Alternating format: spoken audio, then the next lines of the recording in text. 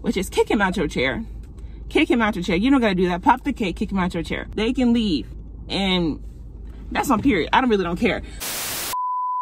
Hey More Than Fates fam, my name is Sierra. I'm a licensed barber out of Oklahoma City, and I drop content to help barbers grow in our careers. So in today's video, we'll be talking about the cons of being a female barber. So let's get into it. I've already done a video on the pros of being a female barber, and I'll link it up in the cards above. So if you guys haven't watched that, watch that video after this. But let's talk about the very first con, which is the fact that people are not going to trust you simply because you are a woman. This happens to me all of the time, and it's something that if you are a female barber, you're going to experience, irrespective of how good you are, how much experience you have, how many heads you've cut, what city you're in, the age you are. People are just going to walk into the shop and assume you are absolute trash. So, I mean, there's not much you can do about it beyond just proving them wrong, making sure that their cut comes out fire, or I mean, you could just not cut those people. So this happens to me all the time. This week alone, I had like 2-3 guys who just, you can tell when they're not gonna wanna sit in your chair. They'll literally like walk in, look at you, and then when you tell them, hey, I can cut you, they'll walk over to your chair, but not sit in it. And then they'll say something stupid like, oh, you sure you could cut? And then you can either take the high road, or you can tell them just like to screw off more or less. But what I usually do when something like that happens and they refuse to sit in my chair and we're just kind of looking at each other, I usually say something like, man, you walk into a barber shop, I'm a barber, of course I can cut, but if you don't want to sit in my chair, you don't have to. You can go wait on somebody else, or you can just not get a haircut. Half the time like, oh no, I didn't mean it like that, blah, blah, blah. But overall, you have to decide how you want to approach it. I personally, it doesn't really bother me anymore. If you want to be a weirdo and you don't want to sit in my chair, you don't have to. If you want to get a haircut, you're more than welcome to sit here, but I'm not going to have you make me feel uncomfortable at my job and have you make me feel like I can't do something just because I'm a woman. So people like that in general, because there's some guys, there are some moms, there are some women who come in and assume the worst of you. When that happens, figure out how you want to approach it. You can totally steal my little script if you want. That is completely yours to borrow if you want to, but that is something you will encounter and you'll figure out how you want to handle it. But I think always just being patient and kind is the best way to move, unless you're tired and you're just really over it. But yeah, that's something you really can't avoid. Second con, I have these little notes over here, so if I'm looking away, that's why I'm looking over here. Oh, also, we're in the car again today, just like with our pros video. The last video we filmed was actually inside of the shop. If you guys like this switch up of locations, let me know down below in the comments, because honestly, when I was filming some of the previous videos, I felt like I was stuck in a little corner. But if you prefer the more like professional setup, let me know down below. I'm just trying to try new things. So anyway, or if you even have suggestions, I'd love that as well. Thank you. Next, there is a really big learning curve when it comes to being a female barber. What I mean by that is, and this is definitely a con, one of the bigger cons, because most ladies didn't grow up going to barber shops, don't understand shop culture, don't really understand the intricacies, the norms, what's okay, what's not okay, what's polite, what's not polite, what are barber manners.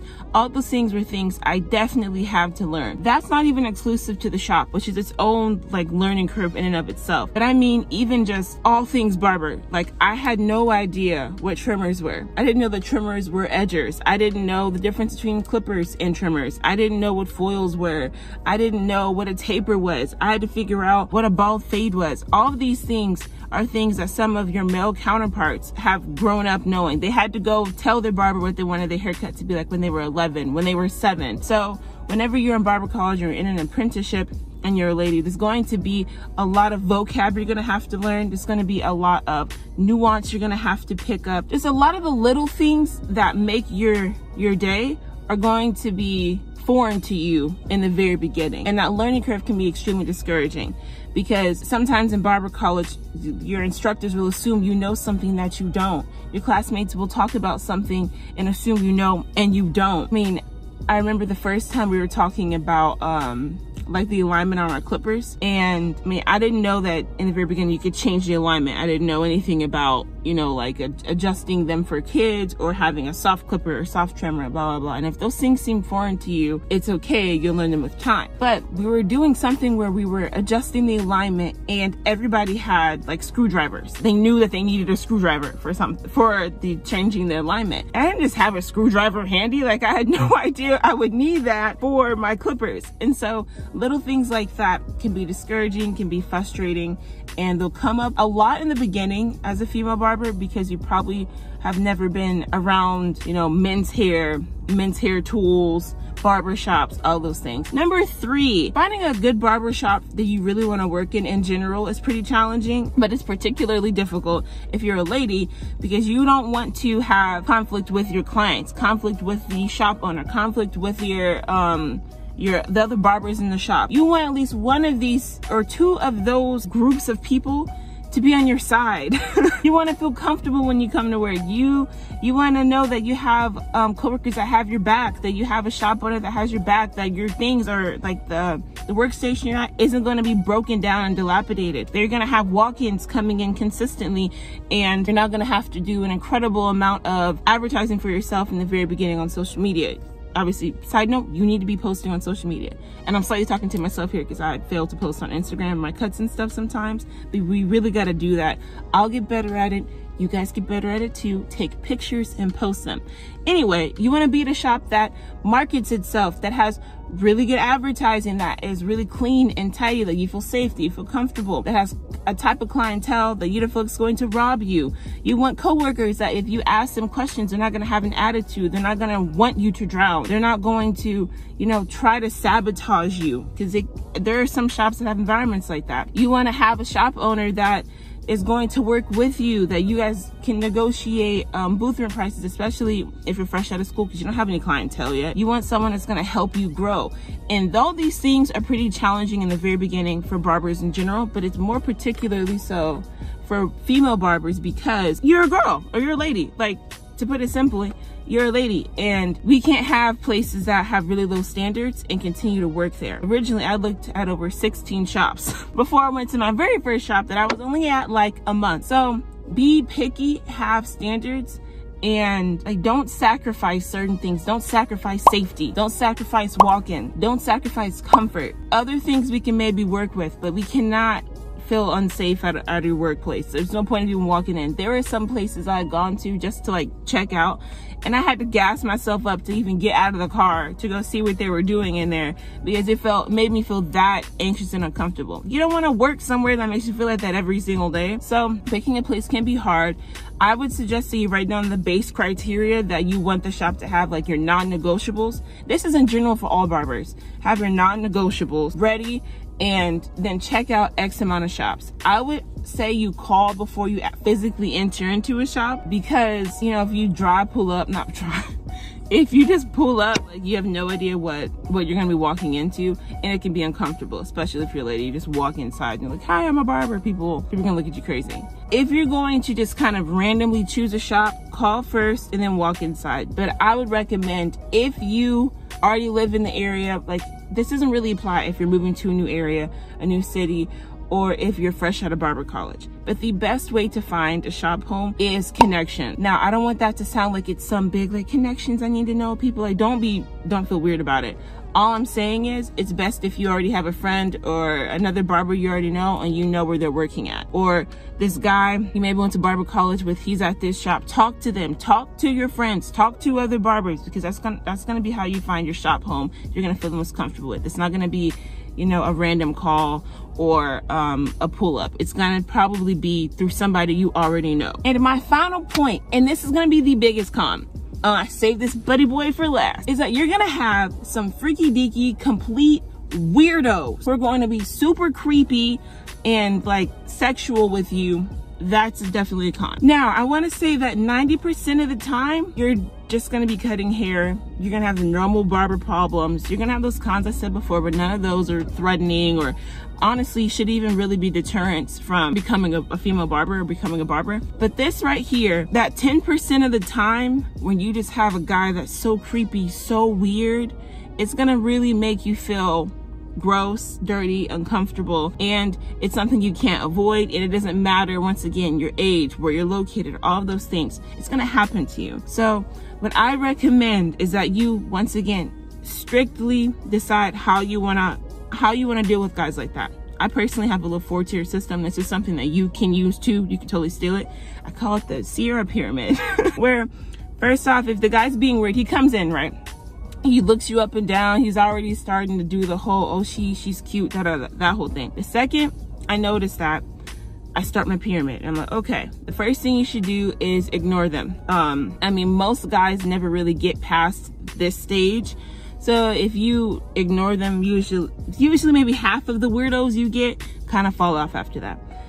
The second thing I do is I act uninterested. Client comes in and he's like, you ask him, hey, are you from here? Da da da. He says, yeah, I'm new in the town. Let somebody show me around, you know, a nice girl, something like that. That's actually happened to me. You just act uninterested and you're like, oh, okay, yeah, it's a nice city. Or you're like, oh yeah, me and my boyfriend go out all the time. And I even wear a like a fake engagement ring to work, just to kind of ward off anybody else. I feel like it helps. Most people, like, you'll never know if it's helping or not, because the guys who would have hit on you if you didn't have it on, you have it on so they can't hit on you, that whole thing. So I feel like it helps. I'd recommend you wear one. Then the third thing I do is I check the guy really hard. If they're just really persistent and they're making me uncomfortable, I'm just really not feeling it and really don't want to deal with it, I check them hard. I had a guy come in, he brought me flowers. I can make a whole story time over that if you guys want. But I had a client come in, he brought me flowers, and when he originally sat down, I told him, hey man, I don't want the flowers. It's making me feel uncomfortable. I don't want to cut you. You're no longer going to be my client. And he got all hyphy. So he was more or less like, this is for your appreciation, take the flowers. And I was like, if I was a male barber, would you be doing this? He said, no, but I think you're beautiful and I really want to give you these. So I just checked him hard and I said, I'm not going to cut you. I do not want the flowers. I'm going to give you to another talented barber and you can get a haircut by him if you want that haircut. And then I walked him over to the other barber. He sat there with the little funky flowers in his lap, and then he left. He stormed out afterwards with his little mini fro, and that was the end of that. So checking people, you definitely want to work out that muscle. Don't be afraid to say no. Don't be afraid to do what is the last part of the pyramid, which is kick him out your chair. Kick him out your chair. You don't got to do that. Pop the cake, kick him out your chair. You don't have to deal with that. Don't try to make someone who's making you feel uncomfortable comfortable. F that, he can go. They can leave.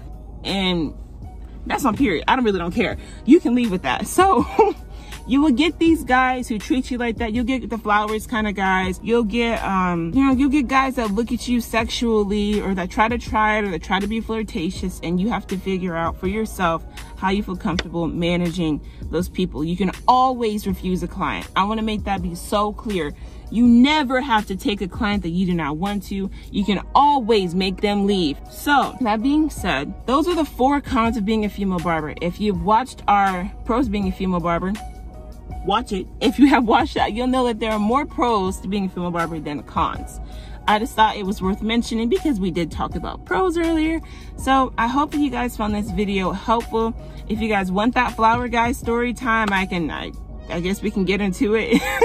I have a fair amount of barber horror stories. And also don't forget to tell me down below if you guys are enjoying the switching up of the settings. I'm still trying to try out new things. And don't forget to like, comment, and subscribe. Oh, thank you for, okay. We've grown so much on this channel in the last, pretty much since January. It's absolutely insane. The last video we got has probably been the fastest growing video we've had. So I just really want to say thank you guys for the support. I love to make these videos for you guys, and it seems like you guys are liking them too. So go ahead and hit that subscribe button so we can continue to make awesome content like this, and I'll see you guys next time. Peace out.